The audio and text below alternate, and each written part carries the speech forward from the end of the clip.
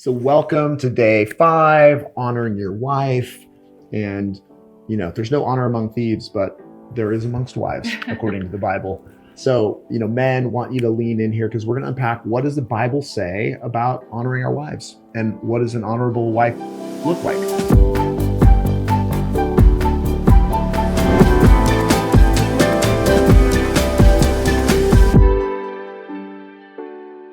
And so, Pamela, when we were reviewing this content together and we're looking at this example of this almost super incredible woman in Proverbs, this woman she was firing on all cylinders, right? She had all these amazing qualities, and we were talking about it kind of could come across daunting to a woman reading it. And what were your thoughts about that? Well, yeah, it could definitely be daunting. And it's really not to be daunting. It's not to feel any shame about what qualities you possess as a woman or what you don't. But it's more like a beautiful example of the husband acknowledging the wife's potential of what she is now and what she could actually turn into be. Yeah, I love that. Yeah, so it's showing you, meant to be inspirational and show you the possibilities. And we as men need to lean into that and look for that in our wife. We want to honor our wife for who she is now, but also encourage her and love her and support her in who she's going to become and what God's going to do in her life and how she's going to grow and learn and evolve. And that's just a beautiful, wonderful, wonderful part of getting married and being newly married and learning and growing together. And, one of those examples in that Proverbs verse was about a woman's quality of helping the needy and taking care of the poor.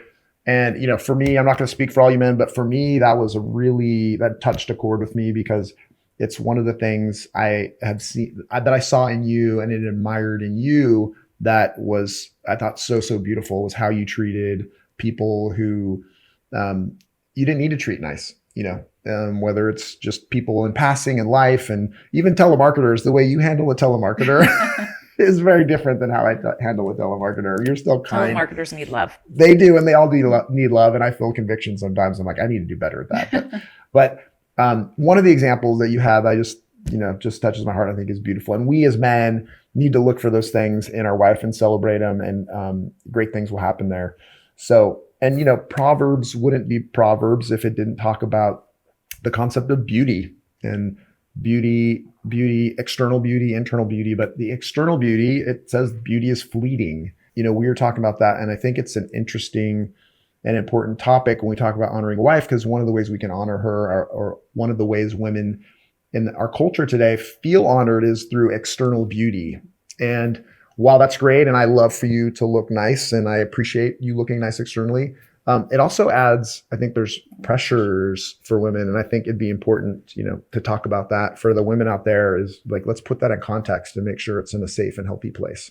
Yeah, I mean, women have so many pressures to be as beautiful as they can be, from the online presence that all the makeup and beauty bloggers are putting out there on a daily, to just wanting to feel beautiful and sexy for your husband. And sometimes we feel less than. And so the external pressures of beauty for women are so vast, because when it comes into a marriage relationship, it can actually change our dynamic with our husband. Mm-hmm.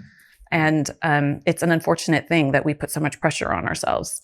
Yeah. And that is true. And I think it's important for you men to understand that as well. But we've talked a lot about that. How do we, in our own marriage, kind of honor both sides of external beauty? While we want to celebrate our external beauty and we want to work on it to look good for our spouse. To feel good about ourselves. And to feel good about ourselves. Mm-hmm. Absolutely.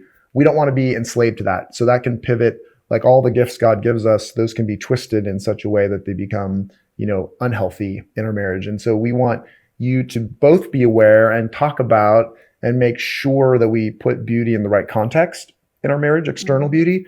Because, the reality of the dynamic in a husband and wife and beauty is sometimes women can put a greater burden of beauty, external beauty, than men even need, right?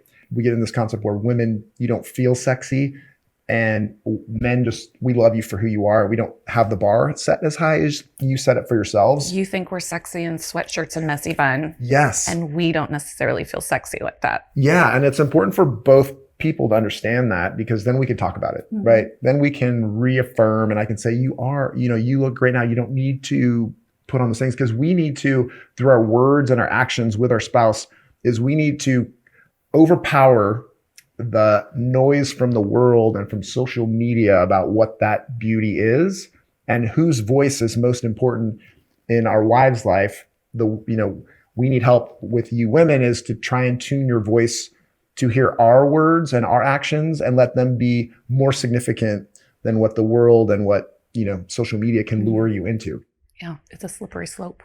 We're a little bit off topic, but this is an important topic nonetheless and covers our ability to honor women and their beauty inside and out. And so when we, continuing on this topic of external beauty, most of you probably in this course are young and in the prime of your life and maybe even in the primest of your life, and that you're getting ready to be married and you want to look your best, which is great and wonderful. We celebrate that. But as you get married, it's very common to see couples things change. You get comfortable. You get comfortable. You're celebrating life. You're celebrating being together. You're not maybe trying so hard to be, to fit into a certain clothing size. And there's nothing wrong with that. But what we do want to bring up is these things can become contentious in marriages where someone feels, slighted that, someone came in looking one way and now they look another way. And we don't want to ignore that because this does come up. And so, when you think about that, as a woman, we've seen this in other couples where this has become an issue. What from a female perspective, what would you do if I just one day let it all go and, I stop trying to look my best for you? Well, I love you from the inside. Mm-hmm. So it wouldn't be a deal breaker, of course, but I also like for you to be your best and I like you to feel your best. And sometimes when you're not trying to continue on with the way you normally have lived your life, there's usually an indicator that something else is going sideways, whether you've fallen into a little bit of a depression or things may not be going so well at work, or we may not be having the same communication or intimacy levels that we once had. So I think the point in that is, besides just the external appearances maybe going taking a different path, it's really getting to the root of the problem as to why things are changing is probably more important of a conversation.